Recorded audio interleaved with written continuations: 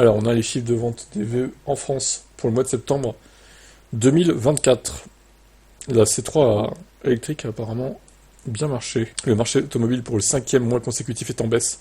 En septembre, les immatriculations de VE, de voitures neuves, tout court d'ailleurs, toutes les énergies confondues, ont plongé de 11% avec 139 000 véhicules.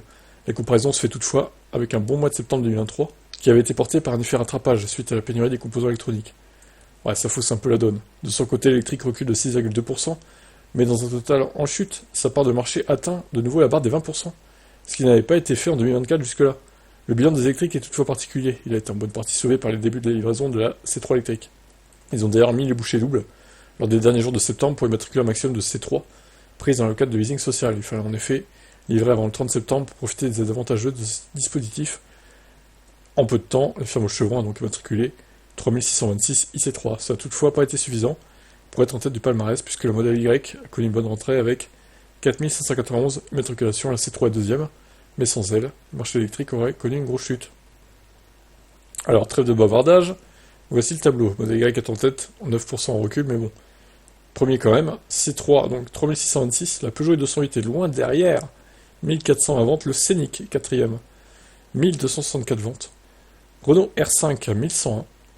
Fiat 500, 1014. Renault Mégane, c'est serré après, hein. Entre la quatrième, même entre la troisième et la septième place, c'est dans un mouchoir de poche. La Model 3 est 9ème avec 758 matriculations. La Model 3 qui ne marche pas des masses, hein, même si elle est restylée, du coup, elle est en grosse perte de vitesse par rapport au Model Y surtout. Pas mal, pas mal. Je trouve que, voilà, il y a à peu près toutes les marques représentées dans ce top 10. Donc je trouve ça pas mal. Et bon, il y a deux fois Tesla, mais la Model 3, encore une fois, bon, c'est en grosse perte de vitesse, hein. Bon, je serais curieux de savoir où ça en est au total pour l'instant dans le classement. J'espère qu'on aura un bilan à la fin de l'année, du coup. Voir qui a vendu plus de VE en France. Ça pourrait être sympa. Ciao.